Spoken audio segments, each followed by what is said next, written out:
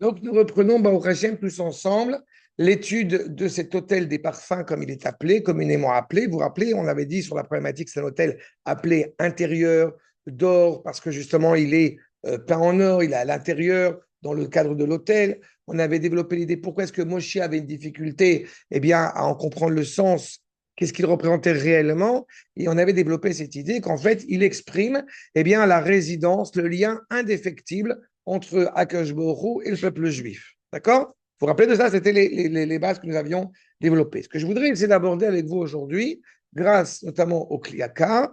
Alors, je rappelle, le Kliakar, évidemment, c'est le Rav Ephraim Lunchitz. Nous sommes au XVIe siècle, celui qui a remplacé le Maharal de Prague à sa mort, n'est-ce pas? Le Maharal, il est toujours extraordinaire, il faut l'avoir en tête, puisque c'est un maître qui a vécu quasiment 97 ans. Il est né en 1512. Il est mort en 1609, les Minyanam. Vous avez vraiment tout le XVIe siècle, toute la mode de la Renaissance, et tout ça, c'est pareil. Pourquoi je vous rappelle cela? Pourquoi je me permets de rappeler à chaque fois ces éléments-là? Parce que je soutiens la thèse que on ne peut pas comprendre un maître quand on ne comprend pas le contexte dans lequel il a évolué et les implications, pourquoi il s'exprime comme ça. Quand vous avez le Rav, le Maharal ou le Kliakar, vous comprenez que nous avons affaire à des personnalités qui ont vécu au cœur de l'Europe au XVIe siècle, au milieu de la Renaissance, au milieu de tout ce que cela implique. Et là, justement, nous sommes après le Maharal, avec ce maître qui est un grand maître reconnu comme étant un darshan, comme étant quelqu'un qui a dit beaucoup de commentaires sur la Torah, et qui ont toujours un aiguillage moral, on va dire moraliste au sens traditionnel, mais vous allez voir comment est-ce qu'il comprend justement. Darshal, ça vient de Dracha. Oui, oui, c'est ça, exactement. Et il va donc commenter cet hôtel, n'est-ce pas? Va Sita Misbeach Miktar Ketoret, Kefi Anire, chez Shnei Misbachot. Vous avez deux hôtels, n'est-ce pas? Comme on l'a déjà évoqué, l'hôtel intérieur et l'hôtel extérieur. שתי מזבחות, אלו נערכו שניהם לכפר על נפש החוטאת. On n'a qu'un seul objectif a priori, ces deux hôtels, ils sont appelés d'ailleurs de la même manière, l'un Mizbeach Pnimi, l'autre Mizbeach Chitzoni, mais on entend Mizbeach, donc les deux sont amenés à réparer, recouvrir eh bien, les fautes de l'homme. Ce qui est le cas, évidemment, pour Mizbeach Hanechoshet, où l'objectif en apportant un sacrifice, c'est de pouvoir retrouver la cohérence, n'est-ce pas, entre nous et le Créateur. D'accord? Mizbeach Hanechoshet, on se rappelle, c'est l'autel extérieur qui est peint en cuivre.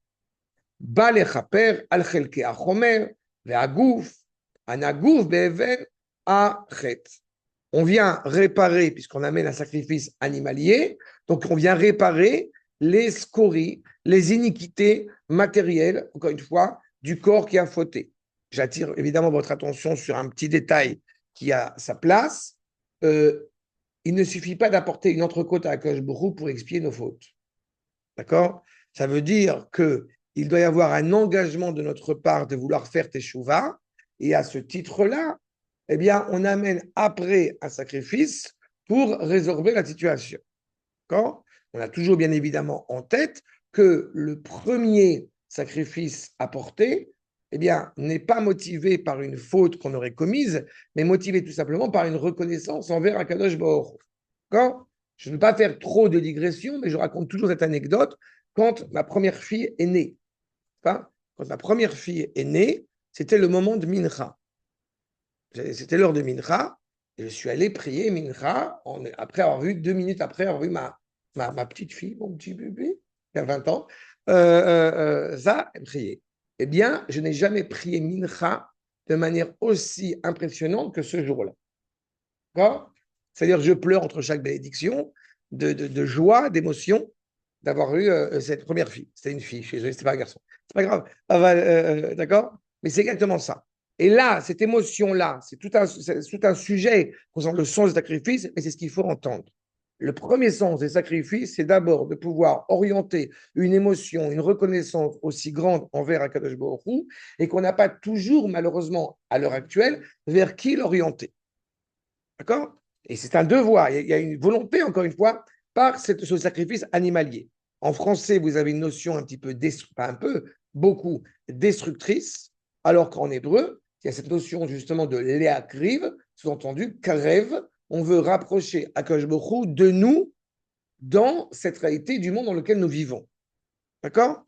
Il faut bien distinguer ces deux notions.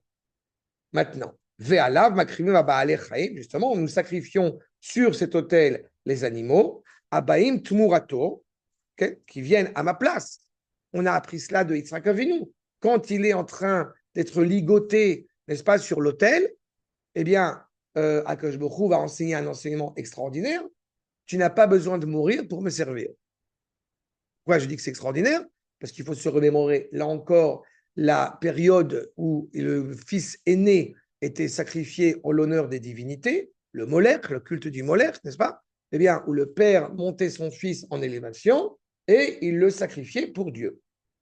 Et là, eh bien, il va y avoir justement une mutation puisque Yitzhak va descendre. D'accord? Mais je tiens toujours à vous rappeler par la même occasion la grandeur de notre patriarche Yitzhak, qui a demandé expressément à Abraham de l'attacher, de peur que biologiquement parlant, le corps ait une réaction et qu'il bouge et qu'il rende caduque le sacrifice. D'accord? Vous êtes conscient, encore une fois, de la grandeur de Yitzhak Avinu quand je l'explique dans ces mots-là. Tout ce que je vous dis, c'est ce qui sort directement du texte. Et là, c'est un commentaire du Rav Kook en l'occurrence. C'est pas il savait, c'est une évidence pour lui. C'est pas être sacrifié, c'est être justifié du prix de sa vie au prix de sa vie.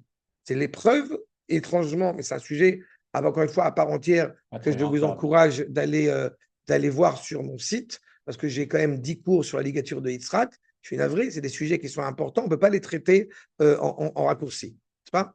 La dernière fois, on a dit de la question du veau d'or, qu'on va parler dans quelques semaines dans la paracha. Je suis sûr, bien évidemment, que vous êtes tous allés sur le site pour aller écouter le cours sur la faute du veau d'or.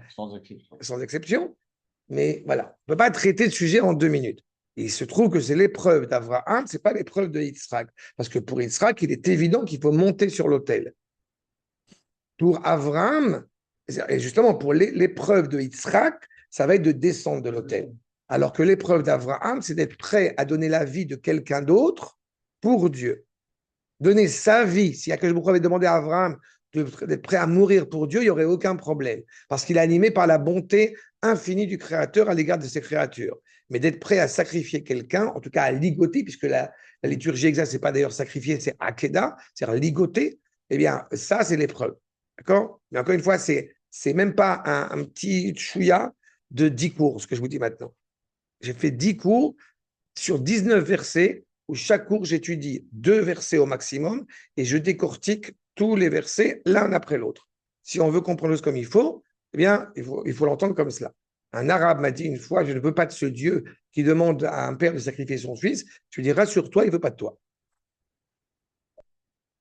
Voilà. Qui est l'ahem dit Meyon.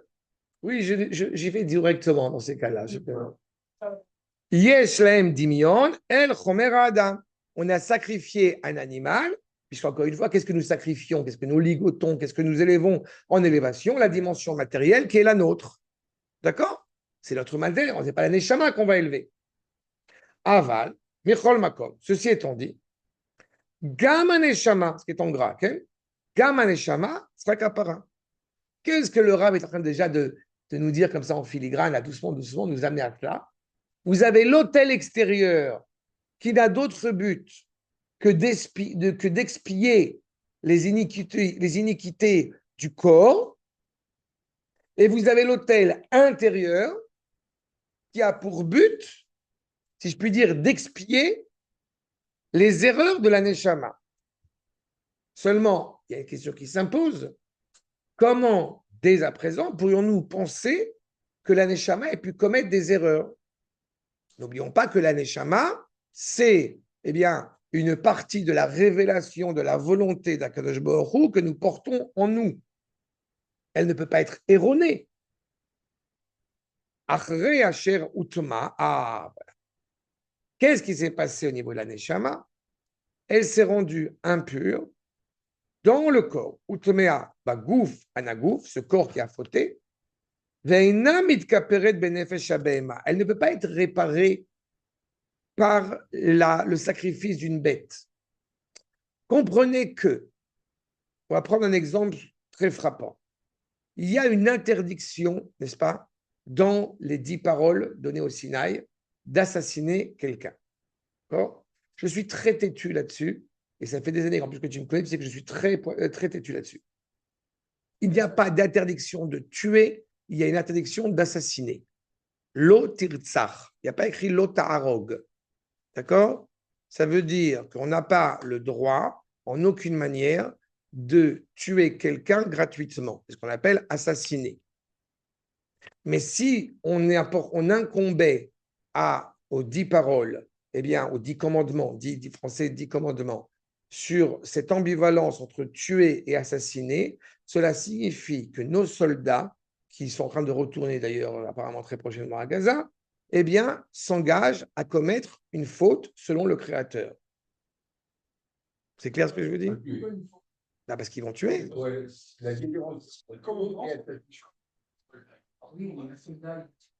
Donc, ça signifie, si on dit, comme cela est entendu dans la majorité des communautés, des communes, si on dit, comme cela est entendu dans la majorité du monde, qu'il y a une interdiction de tuer, tu ne tueras point, d'accord? Et que certains juifs, malheureusement maladroits et ignorants, comme malheureusement, encore une fois, je répète, ça vient tout le temps, alors, eh bien, ils arrivent facilement à la conclusion de dire, du coup, un soldat qui part à l'armée, il va commettre une faute. Ouais, Est-ce qu'il va tuer? On peut quand même peut-être mettre en équation le picouar nefesh quand même. Peu importe. Peu importe, parce que si tu parles de ce que tu dis maintenant, on est prêt à mourir pour ne pas commettre un assassinat. C'est partie des 3 fautes les plus dramatiques qui justifient le fait qu'on est prêt à mourir pour ne pas commettre. Bien sûr, si on te demande, prosterne-toi devant la statue, si on te demande, va avoir une intimité avec un chien, ou alors va justement assassiner quelqu'un ou je te tue, moi, je n'assassine pas quelqu'un. Ce qu'on appelle shfichut damim.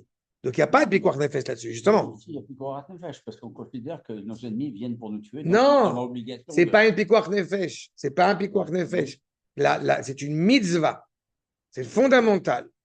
Encore une fois, je me permets à chaque fois, et pour ça que je suis têtu sur ces choses-là, il faut sortir de la chrétienté. Il faut sortir de la chrétienté. Oui, mais c'est pas. Ça Non. a dû être objecté souvent, ça. Oui, c'est ce que je viens de dire. Non. L'ennemi, ça c'est ce que tu dis, mais c'est écrit.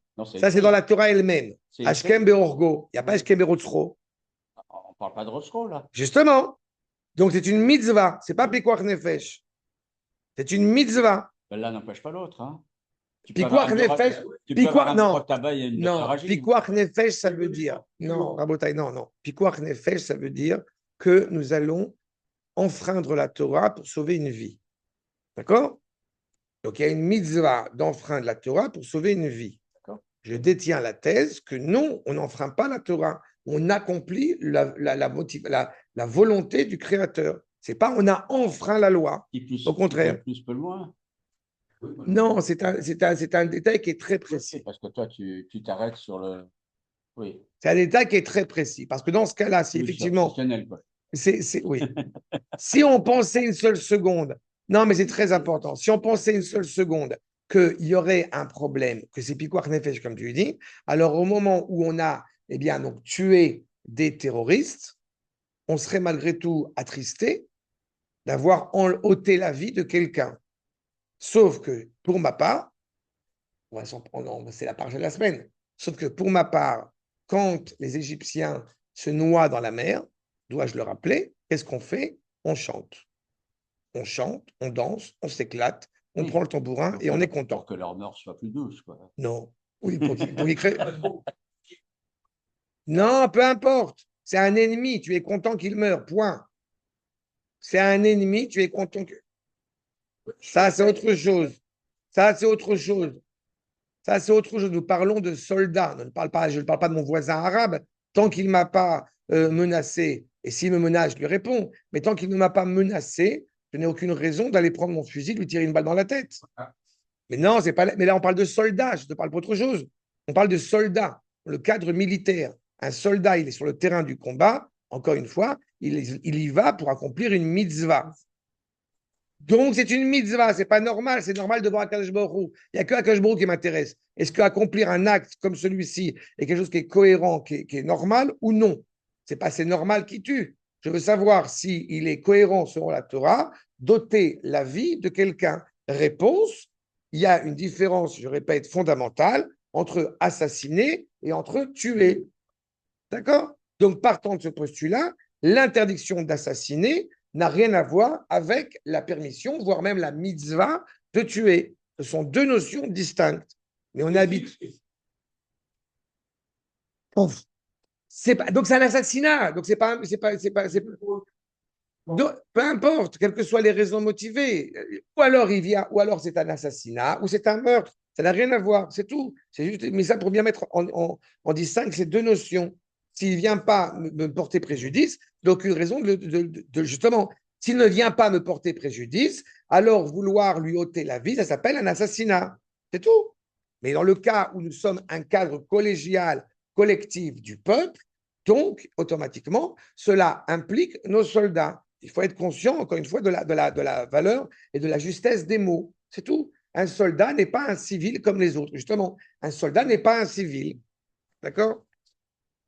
Maintenant, non, parce que tu engages autre chose qu'on appelle un meurtre sans préméditation. C'est encore un autre sujet, ce qu'on appelle Retzach Beshogeg. Il ne faut pas tout mélanger.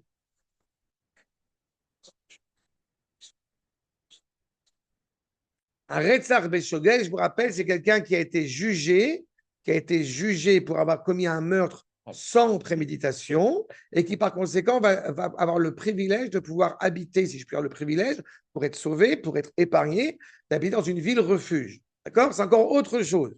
On ne peut pas tout mélanger. Mais ce qui est important, encore une fois, sur le fond, je reprends, c'est qu'il y a clairement, et pourquoi j'ai insisté sur ce point? Parce qu'en ayant assassiné quelqu'un, puisque c'est dans les 10 paroles, on pourrait croire qu'on a, comme je l'ai dit, assassiné, supprimé le corps de quelqu'un. Mais quand cela est indiqué par les 10 paroles, ça veut dire que selon le projet divin, enfreindre cette interdiction, ce n'est pas seulement avoir enlevé un corps, c'est d'avoir enlevé aussi une neshama. Il y a deux erreurs qui sont dramatiques. D'accord?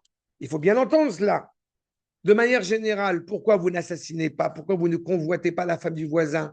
Pourquoi vous êtes pointilleux de ne pas mentir? Pourquoi vous êtes pointilleux de respecter vos parents, etc., etc. Il faut toujours l'avoir en tête. C'est au nom d'Akadosh Baruch Hu. Parce que je respecte Akadosh Baruch Hu, eh bien, je respecte ce qui est l'indice des 613 mitzvot. L'exemple qui est connu dans la même complexité, c'est évidemment, eh bien, ton proche, ton père, ta mère, te demande de lui apporter un verre d'eau et d'allumer l'électricité. Qu'est-ce qu'on fait? Ben, on amène un verre d'eau et on n'allume pas l'électricité. C'est la grande thèse qu'on connaît tous. La plus grande des mitzvot, c'est de respecter son père et sa mère. Une absurdité monumentale. La plus grande des mitzvot, c'est de respecter Akadosh Baruch Hu. Et ensuite? D'abord Akadosh Baruch Hu. Ensuite Akadosh Baruch Hu. A priori, non. A priori, non. Mais Dieu sait combien j'ai pu, avec des expériences avec des élèves, être confronté à ce genre de situation où ça a créé des réalités. D'accord? Arshad, il y a son nom, il n'a pas assassiné, Shabbat, etc. Il y a plein de choses qu'on rend compte. Voilà. D'accord? Mais ce qu'il est en train de nous dire, il y a un corps et il y a une neshama. Le corps, malheureusement, a fauté. Endimion, on a dit, Ruach bnei Adam, Olé les mala. Je reprends. Donc, vous avez clairement le corps qui va être a priori réparé par le biais du sacrifice, mais le souffle, lui, n'est pas pleinement réparé. Mais je répète, comment est-ce qu'on peut imputer à une neshama d'avoir fauté? On va voir. Ruach bnei Adam, olé les mala, veruach habehema, yoredet les mata. Le souffle de l'homme doit s'élever vers le haut, la fumée de la kétoret, alors que la bête, elle, va descendre vers le bas. Ve'er tiye nefesh habehema, akala venifsad, tumura l'nishmat adam akayemet lanetzach. Comment est-ce qu'un sacrifice donc animalier peut réparer la neshama qui, elle, est rattachée à l'éternité? Alken, tziva el chai, lasot mizbeach haketoret. C'est pour cela nous dit le Kliaka, que Akash Borou a demandé expressément de faire un autel des parfums. Amaale Hachan, qui vient élever la fumée et l'odeur, pardon, et une odeur agréable aux yeux d'Akadosh Borou, afin de l'échapper al roi Bene Adam, Aola, il est mala, qui elle va s'élever vers le haut, ke Hachan Aketoret, comme la fumée des encens. Ve'igamhi mekuteret mor velevana. Et donc, velevona. Et elle aussi, elle a une odeur agréable en tant que telle, justement. C'est quelque chose qui est très peu palpable, l'odeur. Et pourtant, qui a une valeur exceptionnelle. D'accord? Je pense qu'on a tous été confrontés à cette mémoire des sens. Hein? Je me permets parce que, ça m'est arrivé de dire, j'ai pensé justement à mon père. Pourquoi? Parce que je passe et ça sent un homme de chez Caron. D'accord? Ouais, c'est le vieux parfum. C'est le vieux, non, c'est le vieux parfum, machin et tout. Et il y a quelque chose comme ça, ce qu'on appelle, voilà, la mémoire des sens. Bon, ben, là, Avdil, c'est ça. Le parfum qui va être élevé vers le haut, quelque part, c'est ce qui rappelle, entre guillemets, à Akash Borou son lien avec la Neshama d'Israël. D'accord? C'est quelque chose qui n'est pas palpable, qui n'est pas conceptualisable, mais c'est une odeur. Et en l'occurrence, cette odeur de la Kétoret, des encens, elle était, semble-t-il, et elle sera extraordinaire. Shel Maasim Tovim, c'est l'odeur des bons actes. On n'est pas conscient d'un bon acte. Ce n'est pas quelque chose qui est palpable. D'accord? Exactement ça. Exactement ça. Exactement ça. D'avoir quelqu'un qui, une fois, ça m'est arrivé d'entendre des gens qui me disent, mais ton fils, il étudie la Torah toute la journée. Je fais, oui, et la nuit aussi un peu. C'est pas palpable. Les gens sont tellement habitués à une réalité extérieure, encore une fois, animalière, matérielle, qu'ils ne comprennent pas qu'en réalité, il y a quelque chose qui est, encore une fois, essentiel à l'intérieur. Une fois, quelqu'un m'a demandé, puisque je prépare des khatanim, il y a un khatan qui m'a demandé combien on doit payer le madrich khatanim, celui qui prépare au mariage. Alors, je lui ai cité ce qu'a dit le Rav Aviner. Et le Rav Aviner, il dit, quand quelqu'un lui a demandé, on doit payer un madrich khatanim $1 million. Alors, évidemment, je ne reçois pas $1 million, rassurez-vous, c'est pas. Mais il faut comprendre ce que dit le Rav Aviner derrière. On investit, comme on dit, une blinde pour 3 pétales sur une table, parce qu'il faut la décoration florale sur la table. On investit, je ne sais pas combien de milliers de shekels pour l'orchestre, pour la salle, pour le saumon qui n'est pas trop fumé, qui n'est pas trop brûlé, qui n'est pas trop truc, pour une fête qui va durer 4 heures. Et c'est très sympathique. Je vais passer un bon mariage. Alors qu'en réalité, ce qu'on a plus envie quand même, c'est d'un mariage qui va durer, au Hachem, au moins jusqu'à la retraite, voire un peu plus. Oui, la retraite parle de la vie sur ce monde. D'accord? Au moins jusqu'à la retraite. Voilà, d'accord? Jusqu'à la retraite. D'accord? Mais c'est ça que je suis en train de dire. Et donc, automatiquement, il y a un investissement beaucoup plus grand, a priori, qui doit être fait là-dessus. Les choses, elles sont ce qu'elles sont. Je ne suis pas en train de dire aux gens de payer. Je veux dire, ce n'est pas la question. Mais le fond, il est là. Ce n'est pas quelque chose qui est palpable, qui est conceptualisable. Et pourtant, c'est très important. V. Léoroth, Nathan, B. Levavenu. Donc, il y a un enseignement ici qui est donné à nos cœurs. Masheken V. Adak. On va réduire ça vraiment le plus fin possible. Remez la neshama daka mina daka. Il sera gamken, gamhi, kapara, kedel la alota el makom chutzba. C'est-à-dire qu'en réalité, ces encens, on va les réduire au plus petit possible et imaginable, qui ressemble le plus dans la réalité matérielle à ce qu'est la neshama, c'est-à-dire impalpable. D'accord? Le rien au niveau matériel. D'accord? Et donc, tout cela pour rattacher cette neshama à ce corps. Je me permets d'attirer votre attention sur le fait que le corps doit œuvrer pour agir vers le haut et la neshama doit œuvrer pour réparer le corps, justement, qui est, lui, tourné vers le bas. Donc, le corps a une responsabilité et la neshama a, elle aussi, une responsabilité d'élever la création, de révéler la dimension divine dans la création. Dans bon nombre de mes cours, je suis j'enseigne ce point-là qui me paraît à chaque fois essentiel, eh bien, Akadosh Baruch Hu, si je puis dire, s'exprime avec désir de résider dans ce monde-ci, pas dans le monde suivant. Dans le monde suivant, dans le monde d'en haut, on va dire, il est déjà présent là-bas. La volonté d'Akadosh Baruch Hu, c'est de résider ici en bas. Donc, si eh bien, on ne se préoccupe pas de l'essentiel, c'est-à-dire de mettre en place un monde où la présence d'Akadosh Baruch Hu, eh bien, est possible sans être souillée, est envisageable sans être souillée, avec évidemment pour objectif le centre, le cœur, sa propre maison. Oui. C'est-à-dire que sans être souillé moralement, bien évidemment, et au niveau de la pureté, de l'impureté, etc. Tout cela, bien évidemment, avec un regard sur sa maison qui est au cœur, c'est-à-dire le Harabait.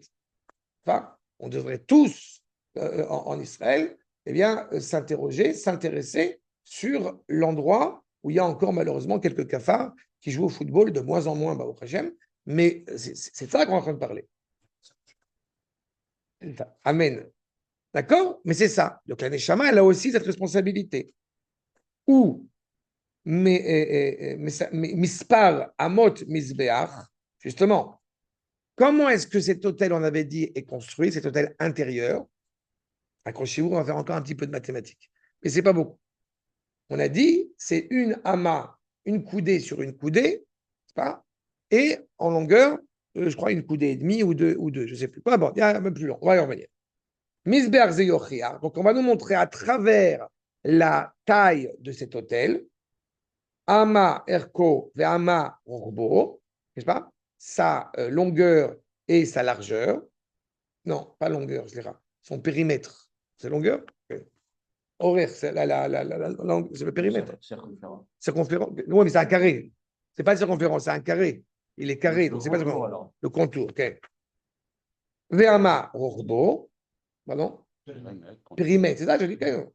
Amot yechidot, lechaper bo ala neshama. Donc, tout cela pour évidemment réparer l'âme, accomplir l'âme, recouvrir l'âme. Pour rappeler que lechaper, comme Yom Kippour, ça vient de recouvrement. D'accord? On recouvre la faute, qui souille. Le kapara, c'est qui souille. D'accord? Shenikret yechida, donc qui est appelé donc une unité, comme Kmosh HaKadosh Baruch Hu Echad, Kach Yechida. Ve Omataim Komato, alors que sa hauteur, elle est de 2 coudées. Son périmètre, sa longueur, c'est ça. Son périmètre et sa largeur sont de 1 coudée chacune, alors que, on a dit la hauteur, elle est de 2 coudées. Que réfère ici, selon le Kliakar, le chiffre 1 à l'unité absolue du Créateur, puisque cet hôtel-là n'a d'autre but, n'est-ce pas, que de renforcer le lien étroit entre le Créateur et la créature d'Israël. D'accord? Je vous rappelle, que signifie Ketir en araméen? Fait. Ça veut dire lien. Comme Keter. Non, Keter, c'est pas pareil, parce que Keter, c'est avec un kaf. Ah, c'est pas la même chose. Ça, c'est trop pour moi. C'est ça, un kaf. Ok. D'accord? Lien, je dis, lien. D'accord? Qui roi. C'est contour, non? C'est oui. Contour. Okay. Côté, parce que c'est la forme. Qui roi bnei adam, iaola, lemala, lemekoma bezulat makom.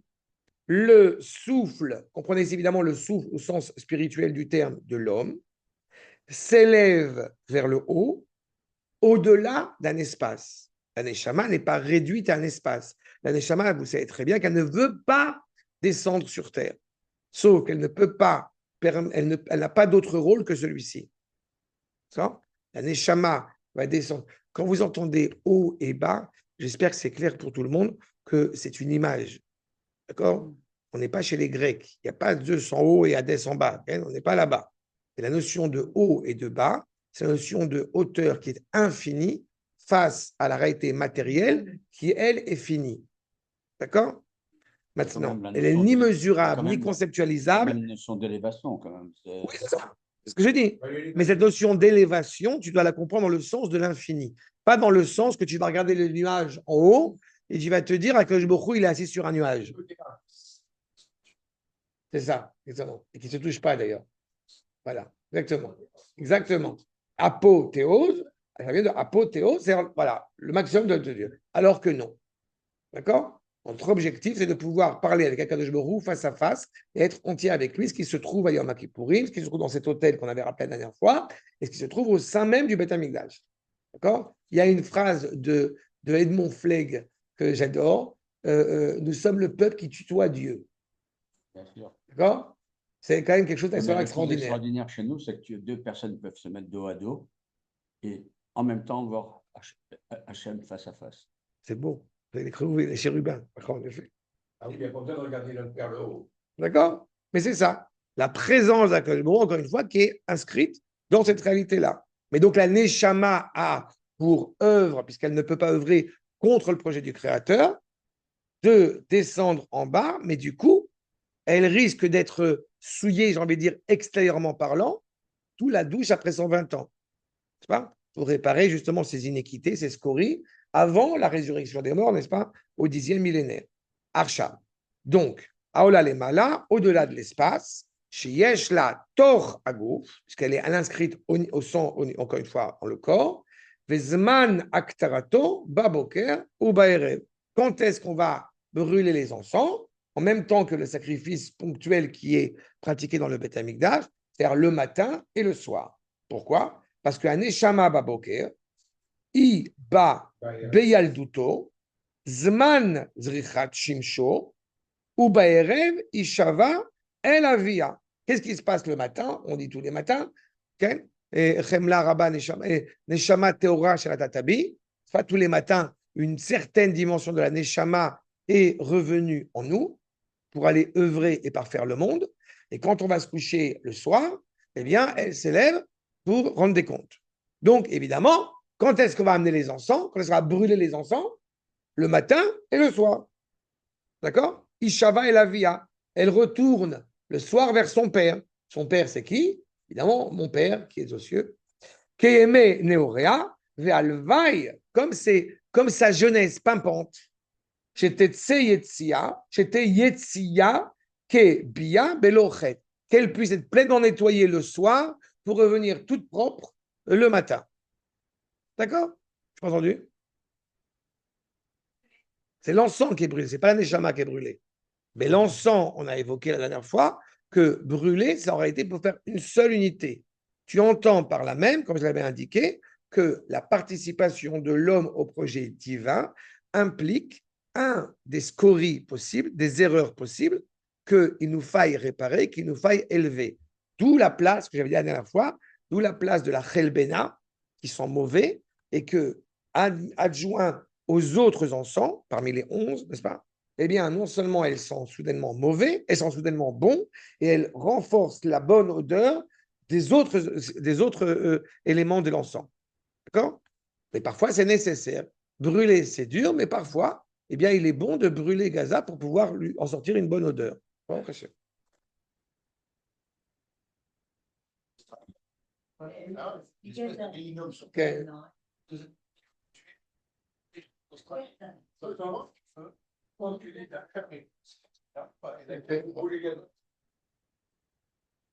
Achab, Uba Ketoret, Pe Ativo et Anerod Baboker. Donc arrivent évidemment les encens de bon matin, vous avez remarqué, qui viennent accompagner le fait d'arranger les luminaires, les bougies, n'est-ce pas, de la menorah dans le Beth Amikdash. Puisque nous avons étudié la menorah ensemble, commencez à voir à quel point tout est rattaché l'un à l'autre. Pour que la sagesse réelle puisse prendre tout son sens, il est impératif que on renforce le lien entre nous et Akadosh Baruch Hu. Et je vous avais indiqué, si vous vous rappelez, que c'est pas un hasard si justement c'est le Kohen Gadol, descendant de Aaron à Cohen, qui est en mesure de faire cela. Pourquoi? Parce qu'il est animé d'un amour inconditionnel à l'égard du peuple juif. De la même manière, et j'ai suffisamment d'années d'expérience pour être conscient de cette problématique-là, de la même manière que si vous n'êtes pas animé par d'un amour inconditionnel à l'égard d'élèves, par exemple, eh bien, vous ne pouvez pas leur enseigner. Vous ne pouvez pas leur enseigner parce que vous êtes venu déjà avec un œil critique sur lui. Et je ne parle pas des bêtises qu'ils peuvent faire. On dépasse ce cadre-là. Mais quand on pressent J'ai une élève, il s'est avéré en fait qu'elle est arabe, donc c'est pas étonnant que je l'aime pas, mais bon, peu importe. Il s'est avéré que j'ai une élève dans un collège où j'enseigne qui est mélangée, et je ne peux pas lui faire des remarques parce que je sens que je ne le fais pas par affection, je le fais parce que j'ai envie de lui mettre ma main dans la figure. C'est très ennuyeux. Donc, je ne l'éduque pas. Voilà. Mais c'est exactement ça. Aaron à Cohen, il est animé d'un amour inconditionnel pour le peuple, donc il peut brûler les encens. Parce qu'il sait pertinemment que sa seule motivation, c'est de renforcer, de resserrer le lien entre le créateur et la créature.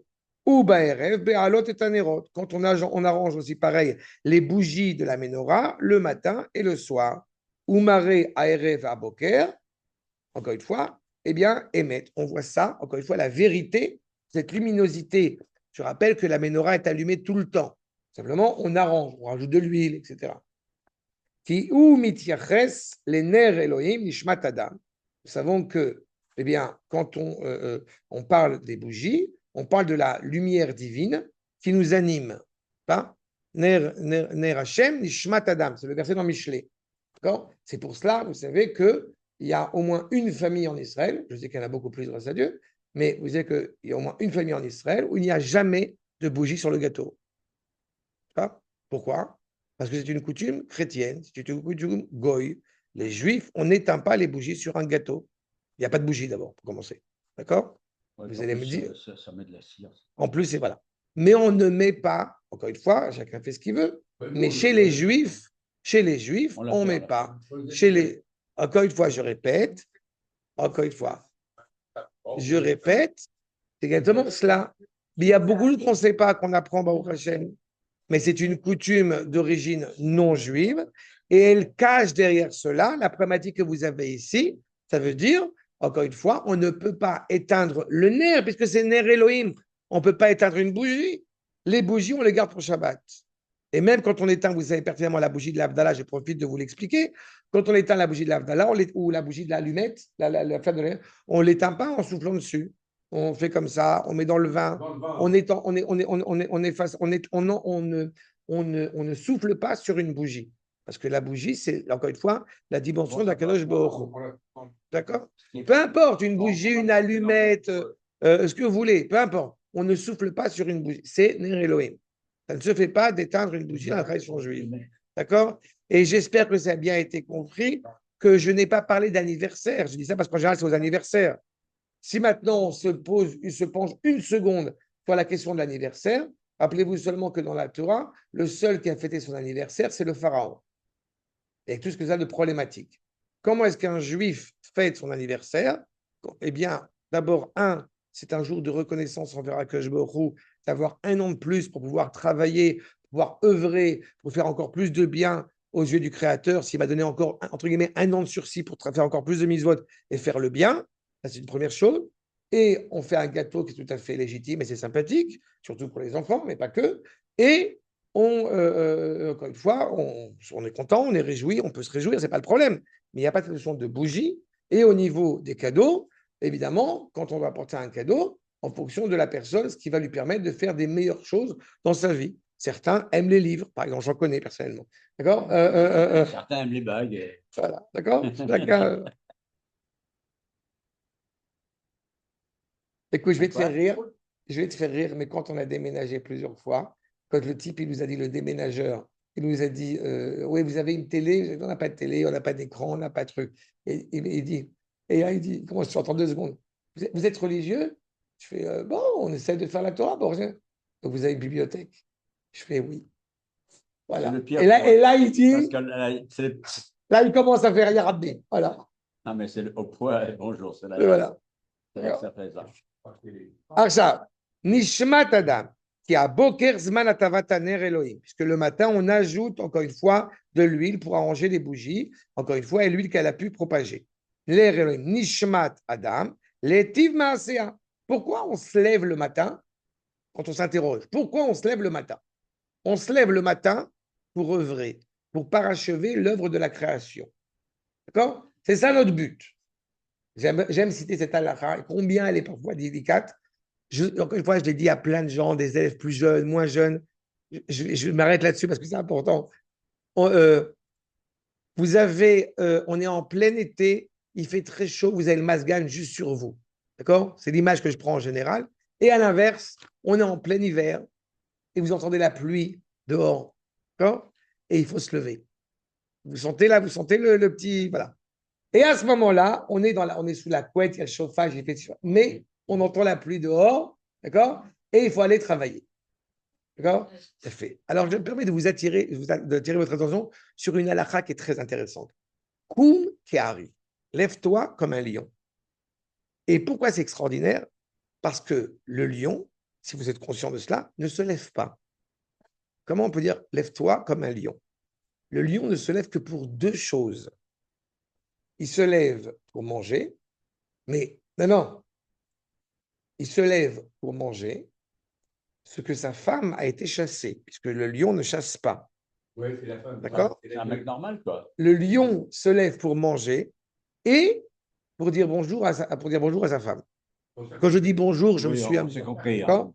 Ça veut dire, quand on dit kum kahari, tu as deux missions, lève-toi pour elle. Alors pour le coup, pas pour manger, pour dire bonjour à madame, mais en fait, ce que veut dire la halakha en ce sens-là, c'est que tu sais pourquoi tu te lèves. Tu as une raison de te lever. Et la raison ne peut pas être le travail. Parce que si c'est le travail, non, je vais vous dire pourquoi c'est pas le travail. Parce que si c'est le travail, eh bien, le jour où tu passes à la retraite, le jour où tu n'as pas de travail, le jour où tu peux faire la grasse matinée, eh ben, tu ne te lèves pas. Ou justement, tu fais la grasse matinée. Et ça, d'un point de vue juif, ça n'existe pas. D'accord? Ça veut dire qu'on n'est pas obligé de se lever, effectivement, tous les matins à 5 heures du matin. On a le droit de se lever à 6 heures, 7 heures, 8 heures. Allez, soyons fous, 8h30. Mais on ne peut pas se lever à midi. D'accord? Sauf si on est vraiment très fatigué. Et je parle évidemment dans un état où on est en bonne santé, évidemment. Mais dans cette réalité-là, c'est interne, c'est inerte à nous. Cette réalité, encore une fois, c'est ce qu'il est en train de nous dire. Nishmat Adam, qui n'a qu'un seul but, les tiv maasea, de vouloir agir pour le bien. D'accord? Velenakot, pardon? Non, non, c'est pas ça. Et Dieu sait combien le smartphone juste à côté du lion, il est tentant. Faut pas faire les deux en même temps, quand même.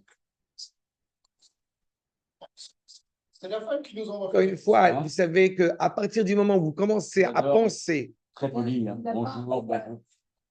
je vous dis Poli, hein. je vous dis très honnêtement, C'est hyper poli, hein. Bon. je vous dis très honnêtement, je vous dis de manière très cohérente que quand vous commencez à penser comme ça, vous allez vous rendre compte, je vous le dis parce que je l'ai vécu, quand vous commencez à véhiculer la manière de penser de cette manière-là, alors vous allez assez vite vous rendre compte que vous n'avez le temps de rien grâce à Dieu. D'accord? C'est exactement l'inverse. Qu'est-ce que tu penses C'est exactement l'inverse. de ce que disait mon grand-père? On ne peut pas être travailler et gagner de l'argent avec ses 800 ouvriers. Encore une fois, la question de justement, tu n'as pas à finir la melacha, comme on dit, lo alecha melacha ligmor, tu n'as pas à finir tout en même temps. En revanche, j'insiste, et oui, je suis têtu, quand je viens faire un cours et que ça demande du travail, je suis très heureux, c'est le meilleur moment pour moi de préparer un cours et d'étudier la Torah et d'enseigner à droite à gauche. Mais ce que les gens ne comprennent pas, c'est que, une fois j'ai entendu cette phrase, mais qu'est-ce qu'ils font les rabbins toute la journée?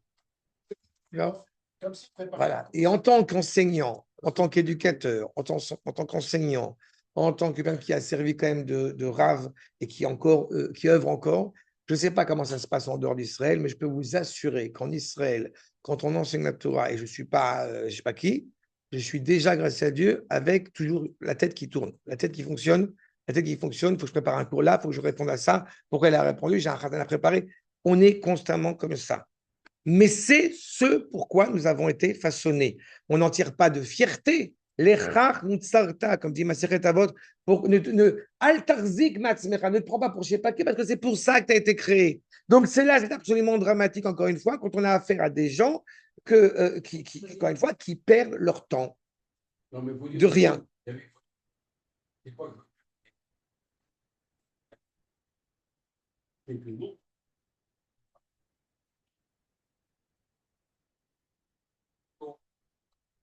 Mais, Oui, oui, mais voilà, prochain. Et donc, et donc, et donc, et Pas donc. prochain. Mais c'est un travail, mais ça ne vient pas tout seul. C'est on œuvre dans cela. On est encore exactement. On est en train, encore une fois, d'être améline, de travailler. D'accord? Mais on n'est pas, nous sommes un peuple. Chacun à son niveau, mais nous sommes un peuple. Nous ne sommes pas une faculté du judaïsme. Donc chacun a sa qualité propre, mais il importe, encore une fois, de montrer cet effort. Et c'est ce qui nous est demandé. C'est pour cela qu'on se lève le matin. Letiv maasea, velenakot atzma, mikol chaludat afar. Il faut œuvrer et se nettoyer, je dis littéralement, se nettoyer de toute rouille poussiéreuse, encore une fois, qui nous anime. Et c'est ce qui se passe. On passe son temps à nettoyer. D'accord? Exactement. Ou erev zman shkia, et à l'inverse, quand est arrivé le soir, le moment où le soleil, comme on dit, s'est couché, shkia chimsho, uzman et alat aneshama el makom chutzva. Et quand on va justement, c'est pour ça qu'il y a la kirat shema avant de se coucher, c'est pour ça qu'il y a une introspection pour permettre à la neshama où il y a une pleine teshuva, n'est-ce pas, qui se fait même le soir, cette introspection, cette cheshbon nefesh, on fait le compte, pour permettre à la neshama d'arriver tranquillement en haut. Et à ce moment-là, de nouveau, ba aktara, zu lechaper à la neshama, pour justement expier, je reprends, recouvrir l'âme, kedeshete ayetsia min aolam, belochet kevira. On veut œuvrer pour que, eh bien, on puisse, je veux dire, après 120 ans, sortir tranquillement. Vous savez qu'il y a des grands maîtres, et on le sait par rapport aux grands de notre peuple. Moshe, vous savez pertinemment, il est né et décédé le même jour. David Ameller est né et décédé le même jour. D'accord? Pourquoi? Parce qu'il y a une sorte de boucle, une sorte de finalité. Je me rappelle qu'un certain nombre de grands maîtres, qu'arrivés à un certain âge, eh bien, ils ont dit, ça y est, j'ai fait, c'est fini. Tu t'occupes de la banque de machin, demain, je m'en vais. Et effectivement, le lendemain, il va. Oui, mais j'ai parlé, excuse-moi, papa, avec tout le respect, j'ai parlé de Moshe, j'ai parlé de David, et j'ai parlé de maîtres extraordinaires, sans vouloir, d'accord? La réalité, c'est surtout, encore une fois, la réalité, surtout, c'est vraiment d'essayer de faire chaque jour le compte.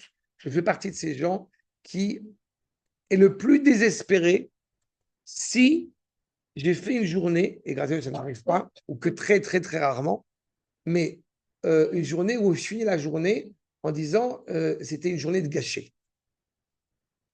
Il n'y a rien de pire que ça. Il n'y a rien de pire que ça. Et c'est ça. D'accord? Mais c'est exactement cela. La neshama qui s'en va sans aucune faute, qui est vraiment tranquille et allégée par rapport à cela, c'est une neshama, encore une fois, je répète, dont le corps, dont la réalité matérielle, dont l'homme, dans la dignité humaine qui œuvre ici, eh bien, je répète, elle, comme c'est la mitzvah qu'on lit tous les matins, yaska batora, elle œuvre dans la Torah. Œuvre dans la Torah, ça ne veut pas dire que étudier, mais ça veut dire aussi beaucoup étudier. Mais étudier, ça va partir, c'est une mitzvah d'étudier, quelle que soit la réalité de la personne, quelle que soit la nature de la personne, quelle que soit la qualité intellectuelle de la personne. Vezer zahav shel mizbeach. Nous avons une couronne, encore une fois, autour de cet autel, ce qui est souligné, Ze keneged asachar shel hatzadikim latid lavo. C'est justement l'expression des justes dans le futur. D'accord? Chez Nenim, qui profitent, qui prennent du plaisir de Ziva Shechina, avec leur couronne, on va dire, sur la tête, B, Atorotehem Berosham, Ve'aterot Lonemar, et là, Ve'aterotehem, c'est-à-dire ces couronnes. De quelle couronne parle-t-on? Pourquoi il y a écrit justement, c'est pas Atarot, mais Atarotehem, leur couronne. Sous-entendu, nous dit le Rav, les couronnes qu'on a reçues au moment du don de la Torah, c'est qui indiquait Naase Venishu. Je vais le dire d'une manière un peu, ça m'amuse toujours de le dire, de faire et d'entendre. J'aime cette littéralité du mot nishma, parce que vous le retrouvez en français, dans un français un peu plus ancien, j'entends bien. Et j'entends bien, c'est pas seulement j'ai compris intellectuellement, c'est j'ai saisi profondément ce que tu as voulu dire. J'entends bien. Pas. Et j'avais déjà évoqué cette idée que quelqu'un qui est capable d'entendre, eh bien, il n'a pas de problème d'harmonie. Parce que justement, en hébreu, ozen et izun, l'oreille et l'harmonie, celui qui a des problèmes d'audition, il est très difficile d'avoir l'équilibre. Il est très difficile de cerner, de discerner sa gauche de sa droite. Demandez à des jeunes enfants qui ont des problèmes d'audition, ils ont beaucoup de mal à discerner la gauche de la droite parce que justement, ils n'ont pas cet équilibre. Ce à quoi aspire le tzaddik, c'est d'être tzaddik, c'est-à-dire de faire ce qui est juste. C'est pas un mekoubal. Combien de fois on m'a encore demandé, il n'y a pas si longtemps que ça, combien de fois on a oublié d'expliquer, c'est un tzaddik. Pourquoi c'est un tzaddik? Parce qu'il est dans son coin, il a une longue barbe, il a un bouche tremel. C'est vrai, c'est pas un tzaddik. Il peut être un tzaddik, mais c'est pas au nom de ça qu'il est tzaddik. C'est parce que d'abord et avant tout, il agit selon la justesse du projet divin. Le prophète dit que c'est pas la vie qui fait pour elle. Oui, c'est mais aussi ils sont marrants ceux-là aussi, parce que voilà. Mais encore une fois, il est indubitable qu'on œuvre dans la Torah. Mais le tzaddik n'est pas quelqu'un qui est coupé du monde. Au contraire, il y est dedans. Moshe Rabbeinu, on ne peut pas dire que ce n'est pas le plus grand tzaddik de tous les temps. De quoi a-t-il œuvré tout au long de sa vie? Des problèmes du peuple. D'accord? Donc, on soit bien clair par rapport à cela. Le Rav Zalman Auerbach, quand on lui demandait, on lui demandait d'aller prier quand il allait faire une prière, eh bien, sur la tombe des tzadikim, alors pour demander pour la réfoua, etc. Il allait où? Sur Har Herzl. Pourquoi? Parce que les tzadikim, ils sont là-bas. C'est les soldats. La question était posée. Mais oui, exactement. Il y a cette prise de conscience, encore une fois, d'être capable d'entendre.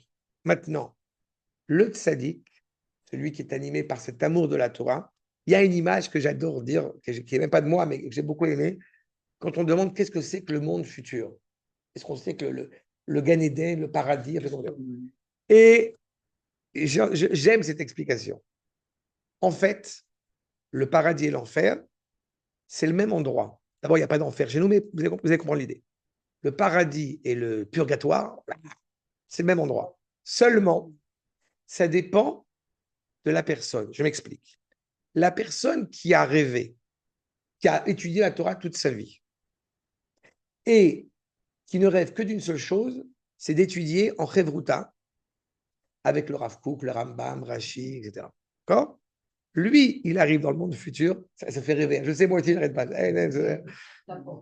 Il arrive après 120 ans, il est en train d'étudier le Rambam avec le Rambam. Il a une question qu'il a taraudé toute sa vie sur une compréhension que je n'ai pas compris. Ben, j'ai demandé au Rav, il est là.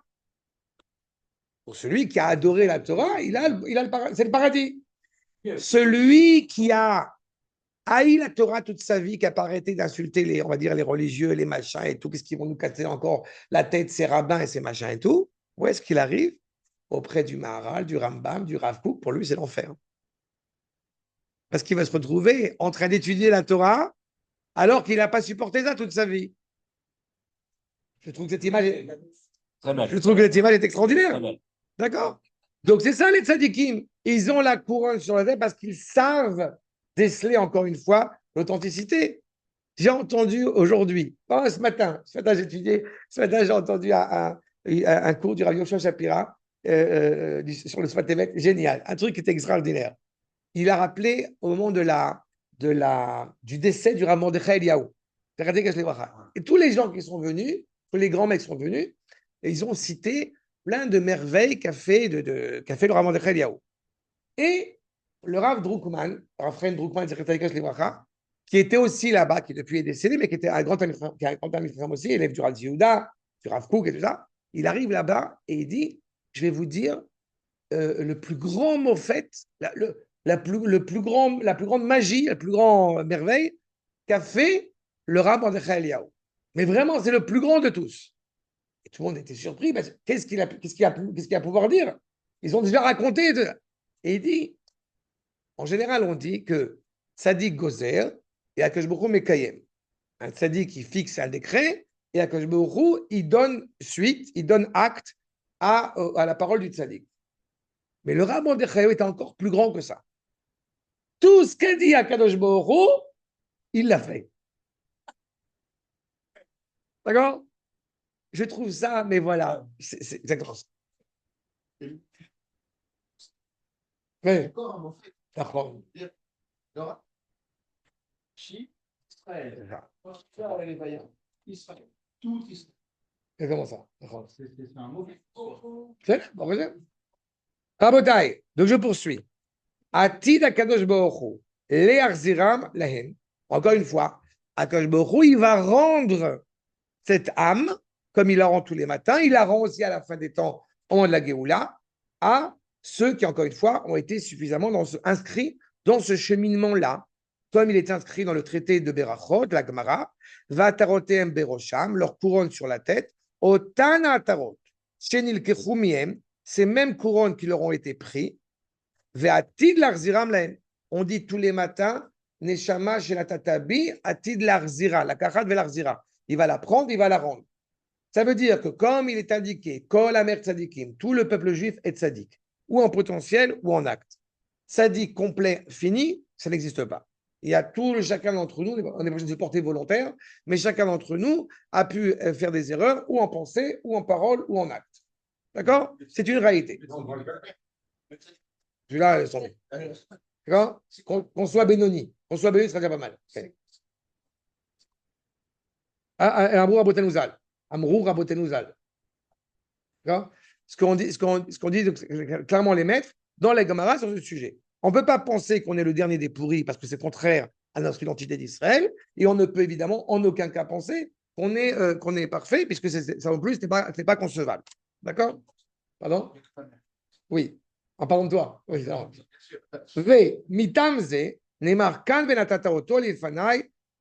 donc, encore une fois, c'est cela que tu vas apporter, justement, ces encens que tu vas apporter devant moi. Je rappelle, qui est juste devant l'arche d'alliance. Rappelez, l'autel est juste là, la menorah, la table, et derrière le rideau devant nous, eh bien, il y a l'Aaron Abrit. Donc, tu amènes cela devant moi. Asher al Aaron Aedut. Okay? Là, derrière le rideau, il y a l'arche d'alliance, l'arche du témoignage. Les fenêtres à Kaporet, Asher ala Edut.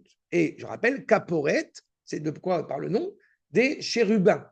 N'est-ce pas? Vous avez deux êtres qui s'embrassaient ou qui étaient dos à dos, c'est une opération un peu miraculeuse. Eh bien, deux visages humains, ou hommes et femmes, ou deux images de bébés, d'où chérubins, qui vient à la base de Kérouvim. Chérubins, ça vient de l'hébreu. Qui sont sur cette arche d'alliance et qui sont l'expression du lien entre Akadosh Baruch Hu et Am Yisraël. Aïnou, Mechouvan, Keneged Aaron, c'est orienté directement vers l'arche d'alliance, Mibachut, en dehors, puisque on est dans l'autel, on n'est pas dans le Saint des Saints. Vekol Zebaleorot, chez Zershel Mizbeach Haketoret, bien indiqué que cette couronne de l'autel qui est autour de lui, de l'autel des parfums, Meramez al ve'ateroteem berosham, pour mettre en évidence cette couronne qui est autour de l'autel, eh bien, il met en évidence, encore une fois, le lien qui est rattaché au tzadikim. Aïnou zer à Torah, de la manière que la couronne de la Torah, ve'aketer, voilà la couronne, shenitan lahem be chorev, ou pirkum ve'atid larziram lahem. Après la faute du Vaudor, ces couronnes ont été ôtées et elles vont revenir dans le futur. D'accord? Donc, on entend bien de cela quoi? Dans ce que l'Ispi nous explique, pour ça j'ai pris le temps de vous expliquer cette première explication du Kliyakar. D'abord, c'est d'entretenir un lien indéfectible entre le Créateur et la créature. Celui qui va dire « je ne vois que du noir, je suis pourri », c'est faux. Celui qui dit « je n'ai rien à réparer », c'est aussi faux. D'accord? Dans ce cadre-là, où, grosso modo, nous avons tous dépassé l'âge de 20 ans, certains pourraient se dire, à mon âge, je vais étudier. D'accord? C'est une absurdité monumentale, ce genre de propos. Je rappelle, quelqu'un dans ma famille avait dit, on ne va pas faire l'étudiant jusqu'à 120 ans. Eh bien, je vous réponds, oui, je vais être étudiant jusqu'à 120 ans. D'accord? C'est exact, j'espère au moins que ça va. Mais c'est exactement cette problématique-là.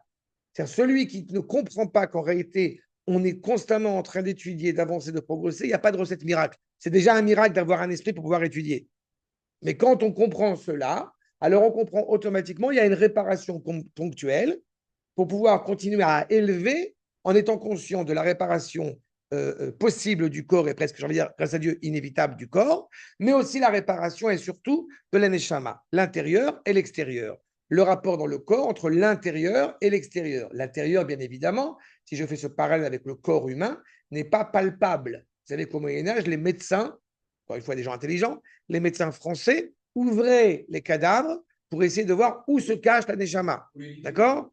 C'est du grand n'importe quoi. La neshama n'est pas quelque chose de matérialisable. Donc, c'est une réalité qui est céleste. Une fois, j'utilise en image près du français qui est une langue pauvre pour tous ces sujets-là. Eh bien, c'est une image céleste qui est inconceptualisable, impalpable. D'accord? Maintenant, bon, il nous reste quelques minutes, on peut finir la feuille. Bon, il nous reste pas, on n'a pas encore longtemps. Le traité de Yoma, la Madnou la Ketoret, chez Mechaperet, vous voyez, on retrouve dans la Gemara de Yoma, l'objectif de cet hôtel est de réparer. On dit, qu'est-ce qu'on doit réparer d'abord et en premier? Alma Ketoret Mechaperet, à la Shonara.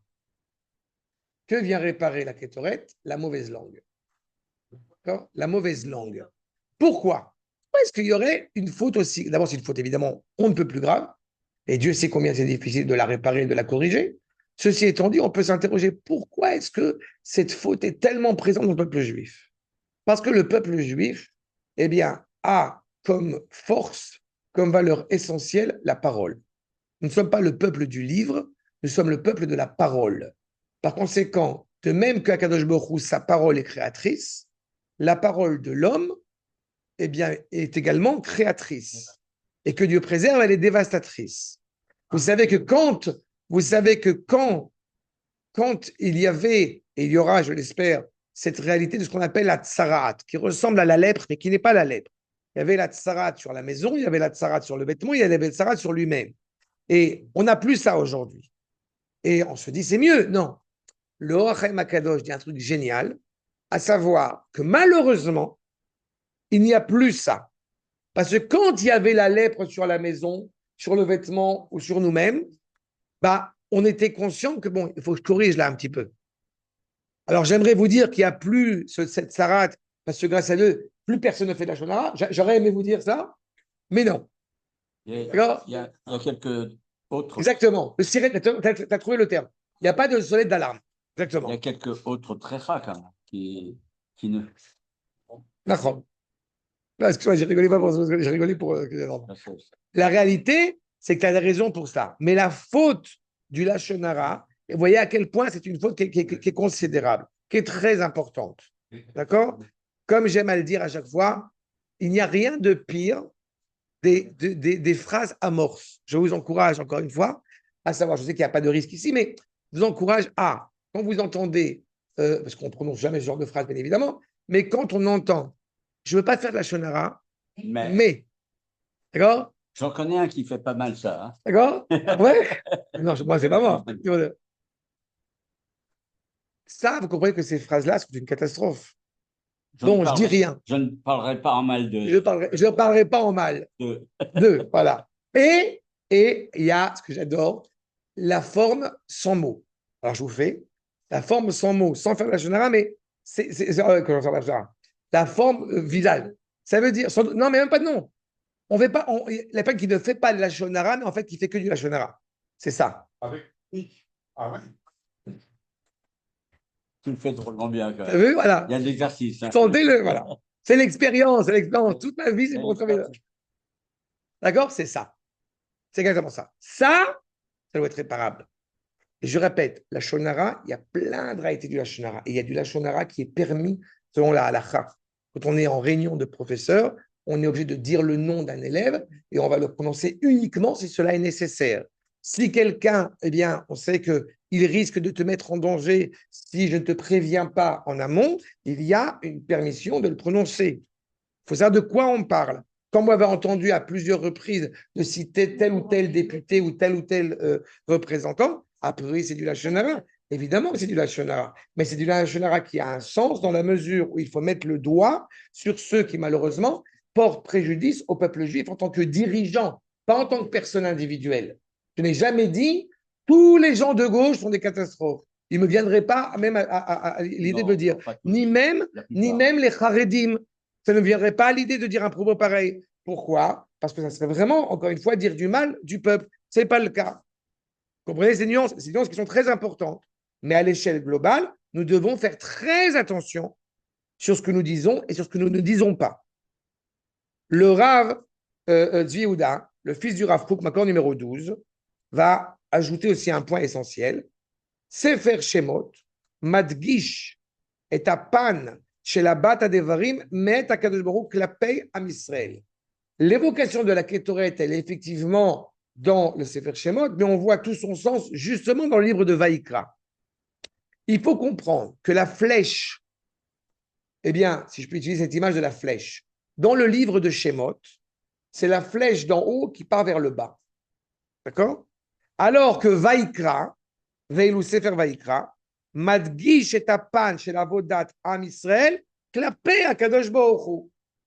C'est les deux flèches. Vous avez la flèche qui descend et la flèche qui va vers le haut. Shemot, Vaïkra. C'est ça, mais là, ça vient de ça. Évidemment, c'est ça. Bien sûr, parce que c'est la rencontre entre les deux qui ne peut se faire qu'en Eretz Israël. C'est le livre de Devarim. Achab. Je prends un autre maître. Vous voyez, donc, encore une fois, la Kétoret, elle est là. C'est pour entretenir ce lien. Donc, elle est au centre, encore une fois, pour nous rajouter Akash Baruch. J'ajoute, grâce au Bermaïm, puisque cet hôtel a été peint en or. Ce n'est pas un hôtel en or, mais il est peint en or. Pourquoi il est peint en or? Regardez. Zahav Tahor, maintenant numéro 13. Zahav Tahor, Romez, Al Elat Agvurot, Digdusha Limkoma. Il faut savoir que les trois métaux ont chacun, on l'avait un petit peu évoqué la dernière fois, je me permets de le rappeler maintenant, ont une valeur. Le néchrochet, la couleur rouge, est rattaché à la vertu de la justice. L'argent et la matière même, puisque c'est le sacrifice, donc il y a une réparation d'erreur. L'argent est réparé et comparé, rattaché à la vertu de la grâce. Chesed. D'accord? C'est kesef, c'est le désir. Alors que l'or est rattaché à la vertu essentielle qui est rachamim. D'accord? La vertu de miséricorde. Et c'est cela. Donc, quand on parle de l'or, d'un or pur, c'est pour élever toutes les formes de rigueur possibles au niveau de la sainteté, là où elle se trouve. Venoda asher achizat aklipot, quand on tient absolument les écorces, comme on avait dit, mais en fait les écorces extérieures qui nous nuisent à nous râler à l'intérieur, et non, elle a bekvurot. On a affaire parfois à des réalités de justice qui peuvent s'avérer douloureuses et délicates et qui nous empêchent de voir la bienveillance extraordinaire d'Akadosh Baruch Hu. Ki b'chassadim elem shum achiza. On passe son temps à être rigoureux, mais être même vindicatif, et on ignore le bien, on ignore la bienveillance qu'on doit avoir à l'égard de l'autre. En quoi cela est rattaché au Lashon Hara? Eh bien, c'est exactement la problématique. Quand on fait du Lashon Hara sur quelqu'un, et croyez mon expérience, je vois des gens, chacun, qui a un bagage. On a vite fait de condamner telle ou telle personne, et on ignore quel est son bagage, qu'est-ce qui a fait qu'il est arrivé à telle réalité. C'est pas l'éducation qu'il a reçue, la connaissance et surtout la méconnaissance. Et on est confronté à cela. Je reprends encore une fois comme exemple. Oui, mais c'est pas de la jalousie. C'est pas de la jalousie. Il y a Korach. Il y a Korach qui a deux yeux et le Rashi dit Aino iteto. Son œil l'a trompé quand il a parlé de Moshe. Et alors, il y a le Kliakar, justement, qui commande ça là-bas dans la Korach quand il a voulu porter préjudice à Moshe. Et il pourrait dire Aino iteto. On a deux yeux, on n'a pas qu'un œil. C'est quoi? Son œil l'a trompé. Non. L'œil qui est censé avoir un regard bienveillant à l'égard d'autrui, eh bien, a été motivé par une soi-disant esprit de justice, et l'œil qui est censé avoir un esprit critique à son égard à lui, eh bien, a eu tendance à faire preuve un petit peu trop de grâce et de gratuité. Moi, j'adore le moi personnellement. À mon avis, je pense que là, vous avez l'humilité dans toute sa splendeur. D'accord? D'accord? C'est exactement cela. Quand on est en train de dire justement à quoi tu t'attaches, c'est regarde à quel point toi, encore une fois, tu œuvres dans le projet divin. Je répète et j'insiste là-dessus.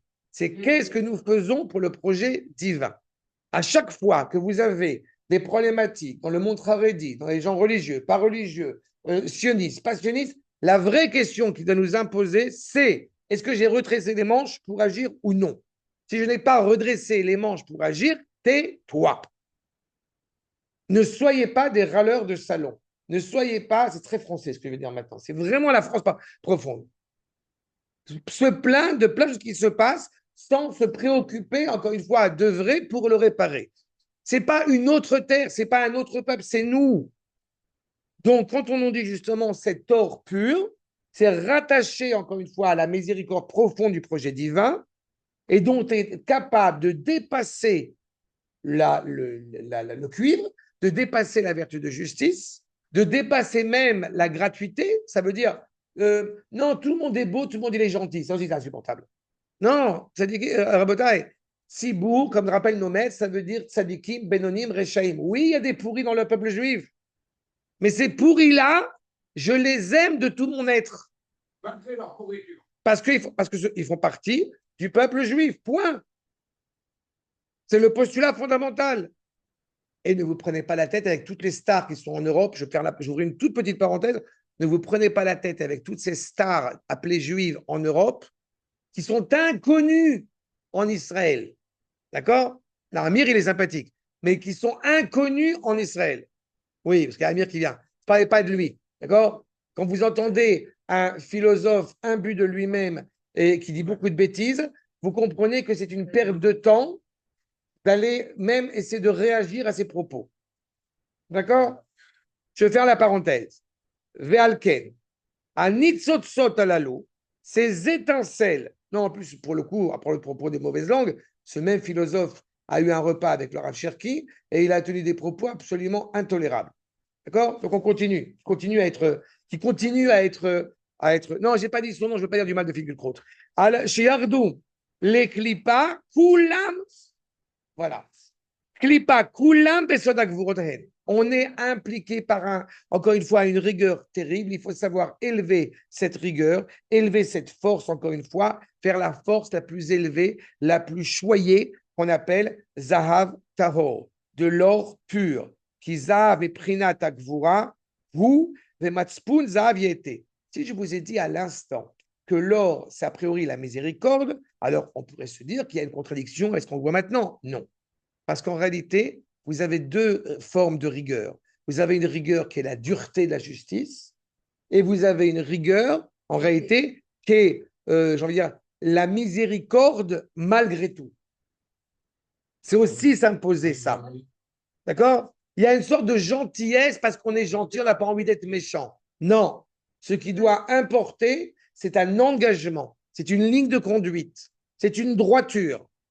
C'est cela qu'on avance. Le tsafon, vous vous rappelez, ça vient de matspoun, c'est caché, c'est la conscience. Tu peux monter et descendre, je ne bougerai pas. Qu'est-ce que c'est dans ce verset cité du livre de Job? Yehate, Yeta, Yavo, Kemo, Vata, Merevavot, Kodesh. Je reprends. L'or, si je reprends ce qui est à la fin de source numéro 13, Za'av miprina tagvura, donc cette force, l'or est comparé à la rigueur, à la force, c'est, encore une fois, mitzafon zav, de l'or, du nord va venir, eh bien, l'or. Sous-entendu, tu veux parler de rigueur, qu'est-ce que tu fais? Qu'est-ce que tu agis? D'accord? C'est clair? Et c'est ce qu'explique justement le Metsudot dans son expliquant de Yahate. Baruch Ata, c'est-à-dire qu'il y a une volonté pareille. Ata, c'est de la même racine que Yahate. Ça veut dire qu'il y a une volonté de proximité, là encore une fois, avec le Créateur. Concernant Mitzafon, Matspun, bien évidemment, qui est sous-entendu, vous avez la source numéro 15, Mitzafon, Mimakon, Makom, Safun, Venela. D'un endroit qui est caché et qui est presque disparu. À quoi fait référence cette image? Poursuit le Malbim. Ou ba melitza kemoshe azav tsafun b'ma'amakim, comme l'or est caché dans les moindres recoins, encore une fois, dans les profondeurs de la terre. Kol adevarim aikarim ve achochmot aramot em tzfunot. Eh bien, de la même manière, les sagesses les plus authentiques sont cachées au plus profond. vous arrivez, encore une fois, à saisir que quand nous parlons de l'amour à l'égard d'Israël, combien de fois, dans un autre cours que je donne, j'explique, je développe cette idée dans les enseignements du Rav Kook. On aime le peuple juif tant que tout va bien. Tant qu'on est tous ensemble, tant qu'on est d'accord, tant qu'on s'aime bien, tant que tout va bien. Mais là où réellement est sondé le réel et l'authenticité de l'amour d'Israël, c'est justement quand tout ne se passe pas comme je voudrais. Bah oui, c'est parce qu'il y a tout le problème de l'orgueil qui rentre. Pour vous-même. Les deux côtés, peu importe. Le monde va, en Israël, à défaut de ce que parfois certains veulent laisser entendre, Israël va beaucoup mieux, étrangement, qu'il n'allait encore il y a 2 ans. Il va beaucoup mieux aujourd'hui. Peu importe quelles que soient les difficultés qu'on traverse, il va beaucoup mieux au niveau spirituel, au niveau économique. D'accord? Et on les craint. Et encore une fois, c'est une réalité à laquelle il faut savoir honnête et reconnaître le rapport qu'on a en face de soi. Je pense qu'il doit y avoir une prise de conscience pareille vis-à-vis des soldats, vis-à-vis du peuple. Chaque frange, qu'on soit en colère, qu'on émette une critique, à l'égard de qu'on émette une critique à l'égard de certains, comme je l'ai indiqué, dans la mesure où on a retrouvé ses manches, c'est évident. Mais nous allons chercher la force et la grandeur de cette sagesse qui nous rattache l'un à l'autre, qui, je rappelle, n'est pas un accusatif, ce n'est pas un COD. Il y a un lien intrinsèque qui rattache l'antériorité de mon prochain à l'intériorité qui est le mien. N'est-ce pas? Quand on parle de pnim, on parle de panim. Quand on parle d'intériorité, on parle de visage. Il y a un rapport bilatéral entre l'homme et son prochain. Et parfois, nous avons affaire à des gens, malheureusement, qui effectivement ne l'ont pas été éduqués, qui ont des difficultés dont ils n'arrivent pas à survenir. Cela nous demande, encore une fois, d'aller chercher en profondeur, comme aller chercher l'or, c'est difficile, et bien de la mer, aller chercher des forces que nous délivrons et que nous découvrons, même en nous-mêmes, pour pouvoir révéler clairement ce lien indéfectible avec le Créateur. Quand nous comprenons cela, alors, il y a une dernière petite question qui m'a interrogé, c'est l'idée des bois, n'est-ce pas? Des bois en acacia qui vont constituer cet autel, parce que l'autel n'est pas en or, mais peint en or. Pourquoi la raison? Alors, j'ai donné une raison il y a longtemps, dans les premiers cours, j'ai donné une raison pourquoi, une référence à Shittim, en référence à quelque chose qui était la débauche la plus exceptionnelle et qui devient quelque chose de profondément élevé. Mais regardez ce que nous disent les gendres de Rashi. Accord numéro 16. Datskenim. Atse Shittim. Il nous dit un chidouche que j'ai beaucoup aimé. Shalom Tova, Yeshua Mechila.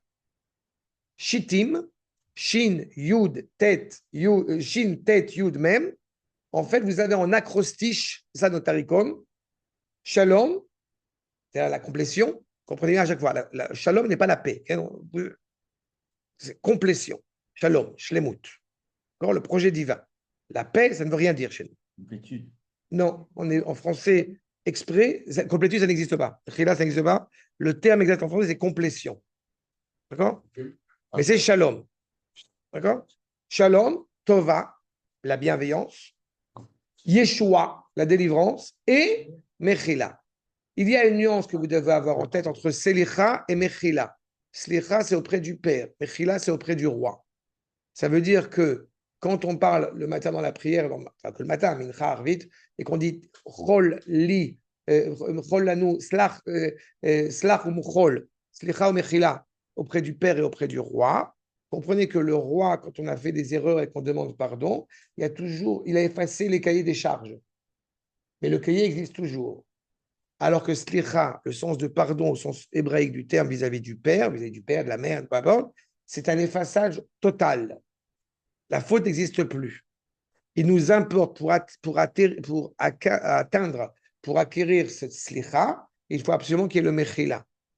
De la même manière qu'on ne dit pas je m'excuse.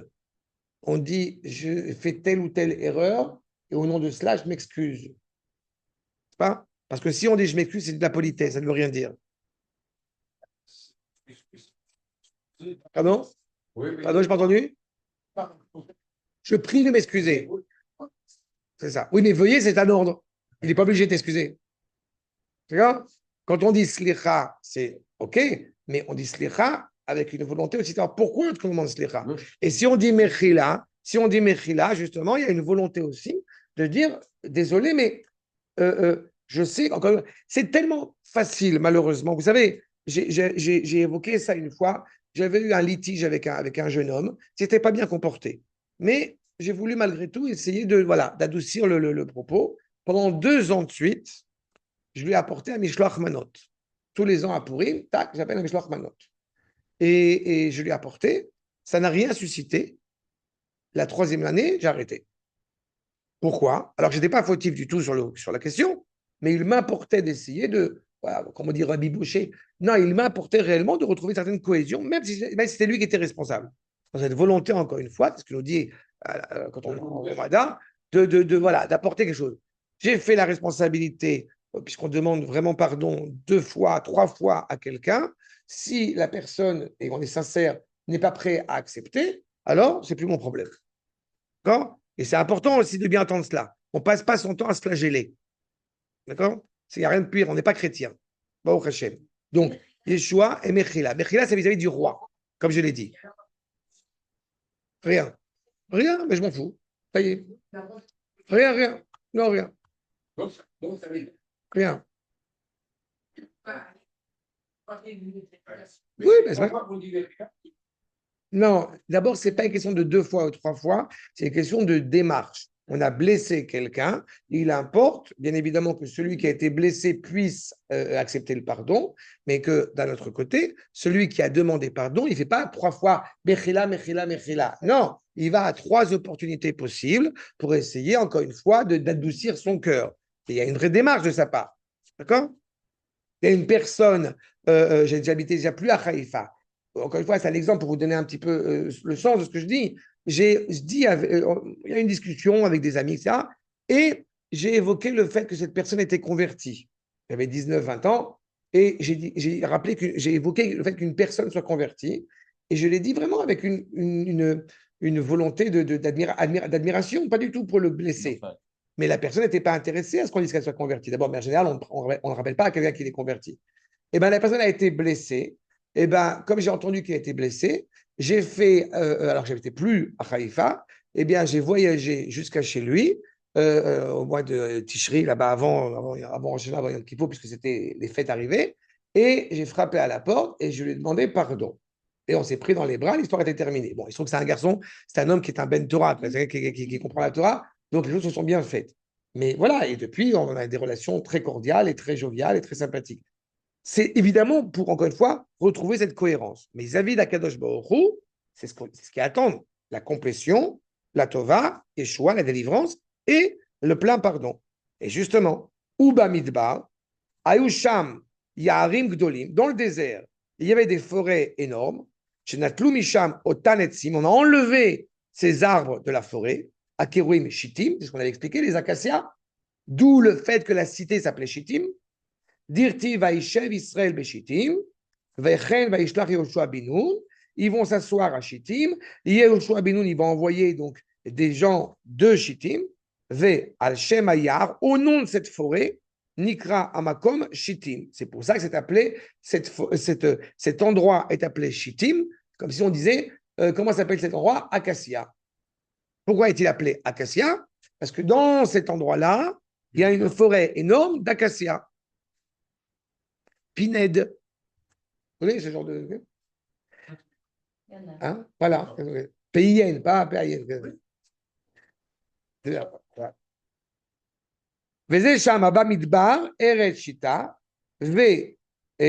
והדס, והוא עץ קל מאוד.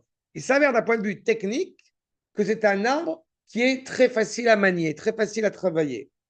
Et ce qui est logique, parce qu'il est léger aussi au niveau de l'arbre, ce qui paraît logique, parce que je vous rappelle quand même que pendant 40 ans, on va quand même se trimballer, enfin nous, c'est pas moi, c'est tous les Lévim et les Kohanim, ils vont quand même prendre les ustensiles du Beth Amikdash sur leur dos, sur une charrette, qui peut apparaître lourd, et pourtant ils vont y arriver, parce que c'est du bois léger.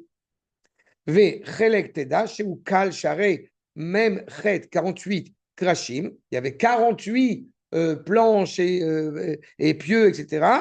Et Veadnem Tzadik Vav, c'est-à-dire qu'il y avait aussi, vous vous rappelez, les rabranchements d'argent qui étaient rattachés l'un à l'autre, il y en avait 96, Ve'amoudim, et donc des piliers, des pieux, Ve'adne Achatzer, et tout ce qui relevait encore une fois de la cour extérieure, Ve'teisha Tet Amoudei Amishkan, plus les 9 pieds de l'autel portatif, Hamesh al Massach, 5 pour faire justement la parochette. Quand on a le haron, il fallait qu'il y ait des pieux qui soient des deux côtés pour tenir le rideau.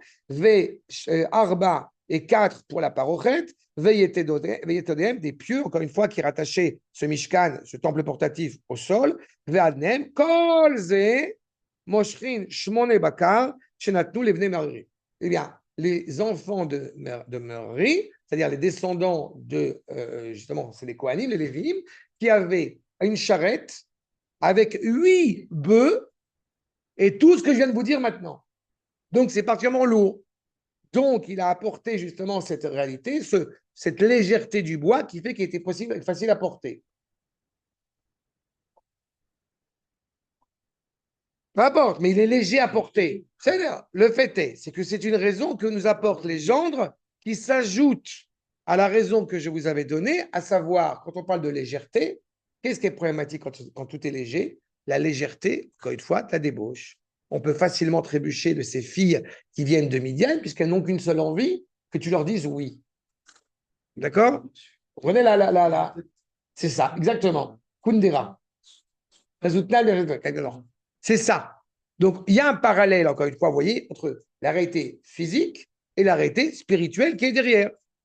Là où malheureusement nous sommes fourvoyés, c'est là où on peut retrouver la purification. Mais il se trouve qu'aussi techniquement, c'était envisageable parce qu'il y avait ce bois qui était léger. D'accord? Et vu, encore une fois, la lourdeur de tous les éléments, le poids de tous les éléments qu'on devait se ramener. Enfin, il y avait un dernier point qui me paraissait important à vous ramener à ce titre-là. Je vous rappelle, on n'a fait que 2 versets, on en aura encore 8 pour les semaines suivantes à évoquer. Bon, mais on a cette évocation du gag, le toit. C'est que l'autel, en fait, à la différence de l'autel extérieur où on fait les sacrifices, il y a des pierres en dessous qui puissent tenir, parce qu'il est monté sur un. Là, nous parlons, quand ils disent, ça m'a intéressé pourquoi le toit, je n'ai pas trouvé de source, sauf Rashi que je vous ramène, et le Rav Tenzaltz. De quoi on parle? Au milieu, n'est-ce pas, de cet autel, vous avez une planche comme ça, qui en fait, c'est ça le toit dont on parle. Oui. D'accord? Ces planches-là vont être, c'est là où on parle ce petit autel-là, c'est là où il y a les encens qui sont brûlés. D'accord? Sur ce petit toit-là. C'est ça le gag. Regardez ce que nous dit Rashi. Zaya lo gag, aval misbeach haola, lo ya lo gag. Vous voyez qu'on passe son temps à faire des parallèles, puisque les deux sont appelés hôtels. Donc, l'hôtel extérieur qui n'a pas de toit, celui-ci a un toit. Et là, Memal'im halalo, Adama bechol hanyatan. En fait, qu'est-ce qui se passait dans l'hôtel extérieur? On passait son temps à chaque arrêt, à chaque station qu'on a traversée, eh bien, à le remplir de terre pour l'hôtel extérieur. Mais lui, par contre, il a un toit fixe. Cette planche qui est dessus, elle est fixe. C'est pas la planche qui brûle, c'est dessus que ça brûle. D'accord? Zer Zahav, Siman Hu, le Keter Keuna. On comprend maintenant tout ce que je vous ai annoncé depuis le départ. Qui est responsable de mener les encens, de brûler les encens? C'est le Kohen Gadol. Vous vous rappelez qu'on a Keter Torah, Keter Keuna, Keter Malchut et Keter Shem Tov. On a expliqué. Keter Shem Tov, c'est la Menorah, la sagesse qui est évoquée en son sens le plus authentique. La table qui est le Zer Malchut. Pourquoi? Parce que le roi, le dirigeant politique, n'a que 2 rôles essentiels qui sont essentiels, c'est la sécurité et l'économie. La table, vous vous rappelez, c'est l'expression du pain, l'expression de l'économie de la nation. Ensuite, nous avons le Aaron Abrit, l'arche d'alliance, qui est Zer Torah, qui est rattaché à la Torah, c'est donc le Aaron Abrit. Et enfin, nous avons l'autel ici dont nous parlons, c'est Keter Keuna, c'est la prêtrise, le pontificat.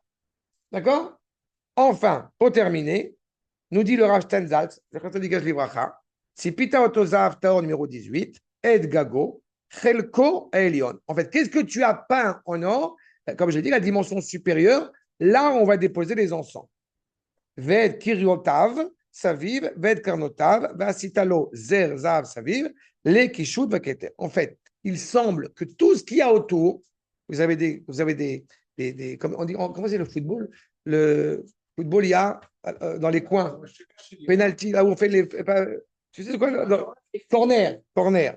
Sur cet hôtel-là, il a 4 corners, si je puis dire. D'accord? Et tout cela, nous dit le Rav Zalt, avec cette couronne, etc., tout cela, c'est pour l'esthétique. Mais ce qui est essentiel, et c'est pour ça qu'il est signifié ici, c'est justement ce gag, c'est justement ce toit. Parce que c'est ce toit-là où va exprimer le lien entre le créateur et la créature, et vice-versa, entre la créature et le créateur. C'est clair? C'est bon? Limpide. Racheli. Bien fait. Alors, nous poursuivons Bezrat Hashem la semaine prochaine.